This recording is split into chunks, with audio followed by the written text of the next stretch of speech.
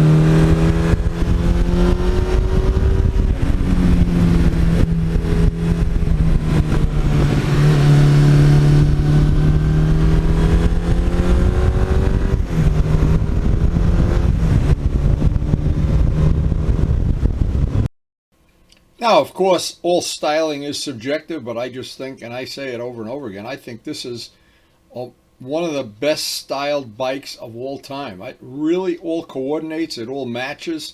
It's not a Mr. Potato Head bike by any means. I think it's beautiful.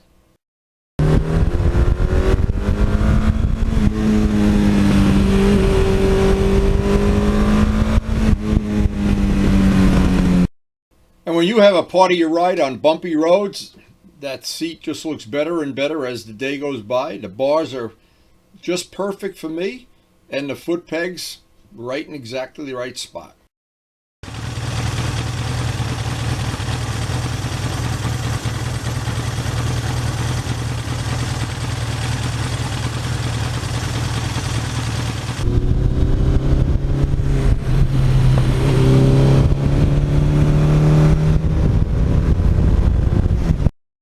Now, over the last winter, I replaced all the lines with steel brake lines. Thank you, Joe Padula. And Pokey got me a brand new set of EBC floating discs, and that had been a giant upgrade on the front braking.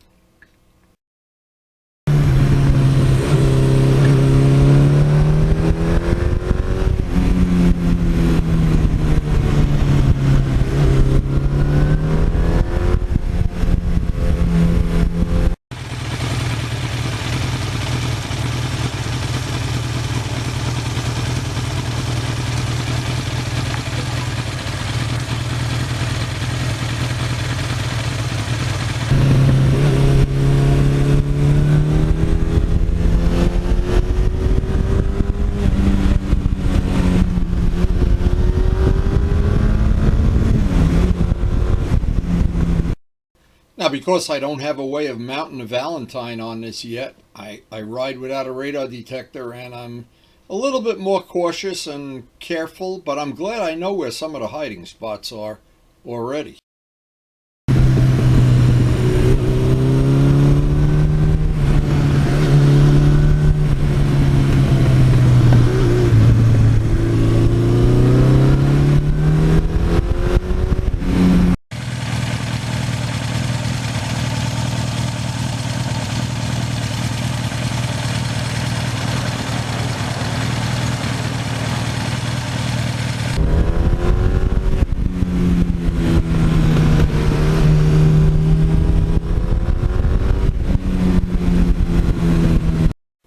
Now, this is a 1986 exhaust system, and it's got a little bit more of a grumble and a growl. Joe Padula, when he rode the bike, noticed it right away.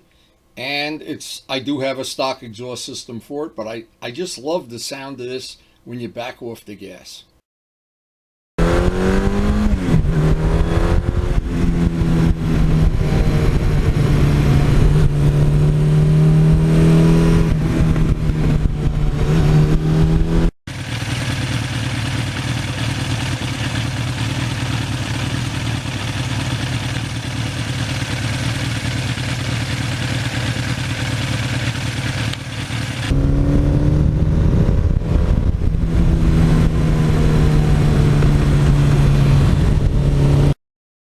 This bike has a 16 front sprocket, a 40 back sprocket. In essence, it's got a 7th gear, 6th gear, whatever it has. It's an overdrive gear. And it's great for going up and down Route 80, which I have to do to get to this riding area.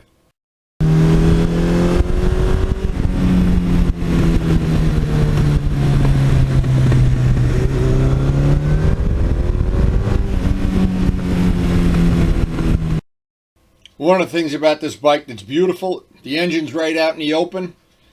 The plugs are easy to get to. The valves are easy to adjust. Everything. The only hard part to work on in this bike is when you have to take the airbox on and off. That's the hardest part.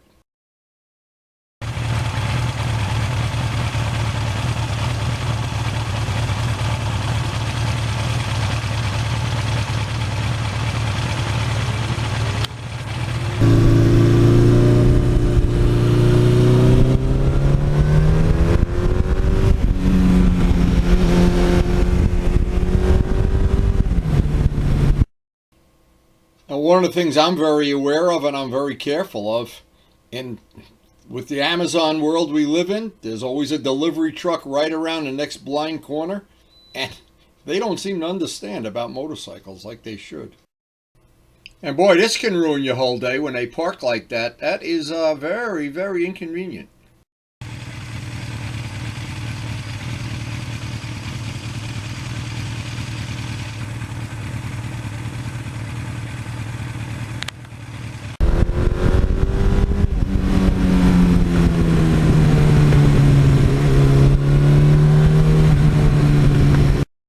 And all of the lakes in this area are so nice. There's so many back roads that lead up into the mountains, and some of them you go up and it's a dead end. You don't know, it doesn't connect to anything. But exploring those roads, I try to do a couple every time I go for a ride. Great fun.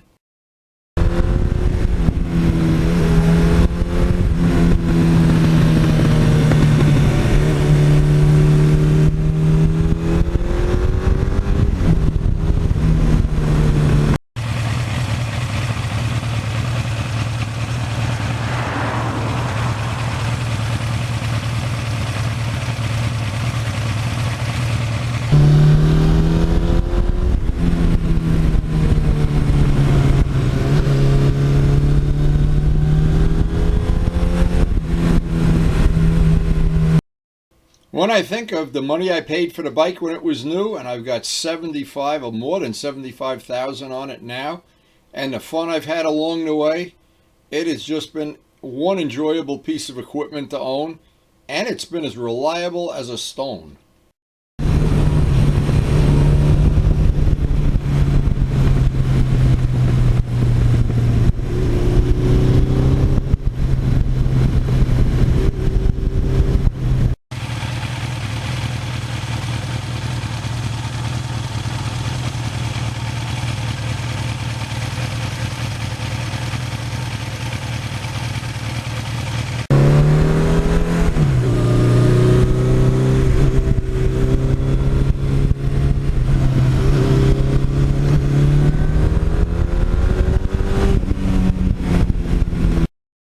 I think this bike has the sweetest, most linear power band of anything I've ever ridden. It is incredible that they got that power band so nice back in 1982. Because modern bikes, a lot of them are nowhere near this nice. It's really nice.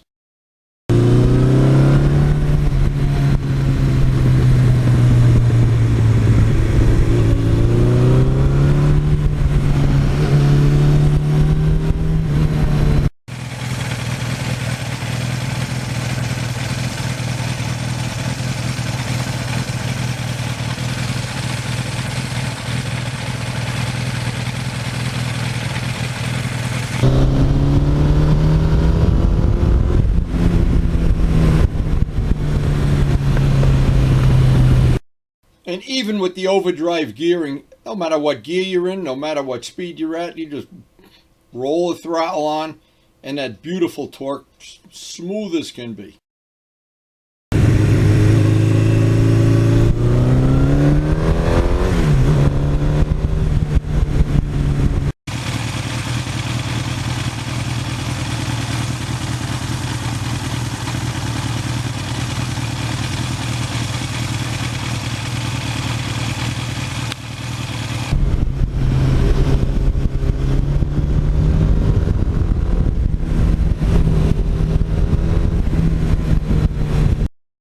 And one of the most attractive things I think about the whole bike, the fuel tank, the way it blends into the side covers and the seat, it all looks like it matches and like it belongs there.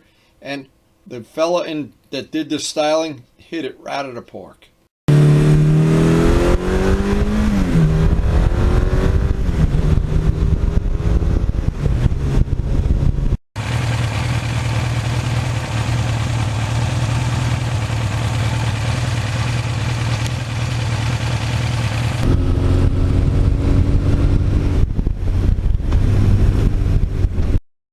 And of course, all of that styling is in the eye of the beholder, but boy, this guy had an eye for making things look like they belong there, like they match, like they flow.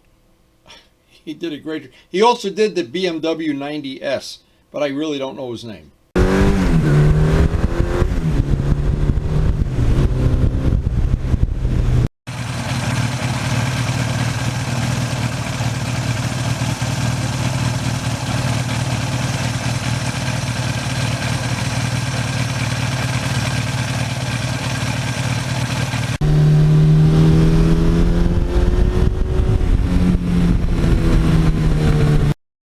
And best of all, on a long day like today, when you have 200-mile range, you don't even think about buying gas during a ride. You ride for 3-4 hours, you don't even have to look at the gas gauge. That is a really nice feature of this bike.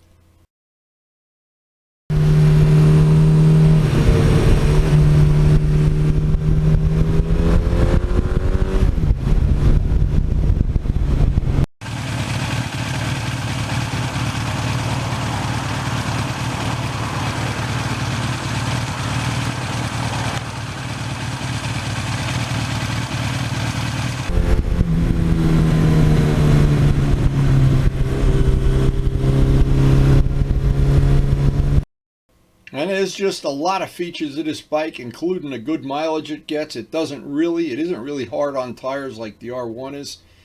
There's so many things to like about the bike, and it has withstood the test of time.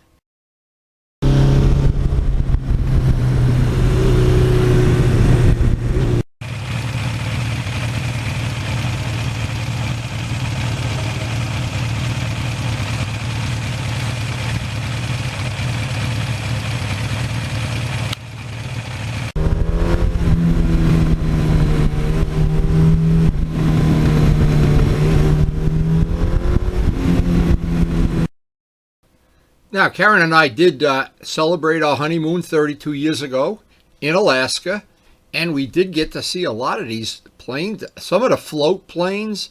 We got to see eagles and whatnot, but it was an exciting time. But the Tundra tires always stuck in my mind, and I always thought, yeah, they land in bush country, they land in rough ground, they have short takeoff and landings, among other things. But you never see them around here. Almost never anyway, until today. But that's the beautiful part about it. Lincoln Park Airport is just one of many little places around here that there's something interesting going on all the time. And it's right under my nose. It's actually right on the ride home. And I can take the short ride home and take Route 80 or the long ride and go through all the back roads through Lincoln Park and past the airport. But every time I pass the airport, I try to look in the hangars and look in all the areas around here. There's always something I haven't seen before.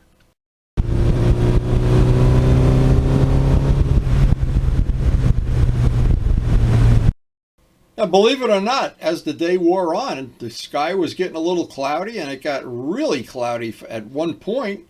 Then the sun came out again. I thought, I've been out for almost 4 hours. It's a good time to get home.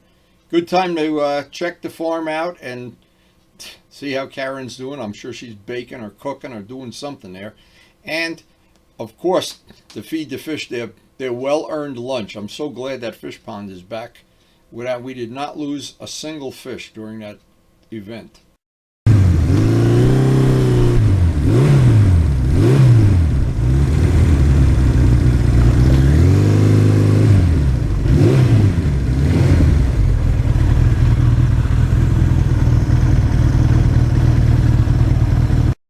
Well, it looks like we got home just in time. There's some nasty clouds starting to form.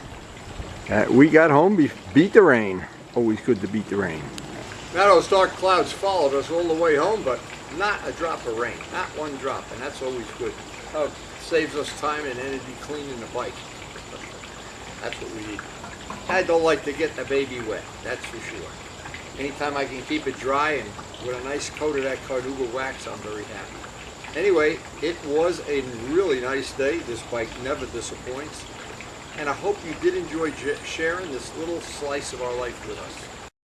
Now, seeing those fabric wing planes, one was in the hangar. That's why you only see one outside. And they were working on them today. And I was just thinking, how unusual to see Tundra tires on a fabric wing plane in this area. I mean, we're used to seeing jets go overhead. This was some pictures from our trip. We went to Canada on the Rocky Mountaineer, and I have some fabulous video to share at some future time. This train trip, Luciano and Cindy had been on the same train trip, and every stop we made there was something interesting to see. There was steam engines. We had elk walk right up. That's the cabin we were staying in. The elk would be open the door and the elk would be there looking for a handout. I think these guys were so friendly with people. They didn't seem to mind people walking right up to them, and it was an amazing experience, and I will share that at some future time. The scenery, off the chart. And we did meet some motorcyclists that had extensive time. This was a big snowcat that went out on a glacier, and we went out on a glacier there, and I don't remember some of the other things we did. Karen really enjoyed this, and we met some interesting people on this trip. One of the people had just bought one of the first Teslas that was available, and he was telling us all about his car, and we were, oh God, every minute of this trip was just wonderful. And it all came back into my mind because of seeing those Tundra tires. Now, I don't know if I'm unique or if other people are the same way, that you see something happen, or you see a dog, a cat, a bird, and it reminds you of some really nice event in your life, a nice time, or maybe something bad. Anyway, the Evil Twins, the MT-09, I wish we had more time to ride every day, but we do have a farm, we do have a family, and I do like to edit the videos and share them with everybody. If I didn't spend the time editing them, let's face it, I'd have more time out on the open road. But I think I've got a good balance in my life. And I hope you enjoyed the video, of course, and thanks so much for watching.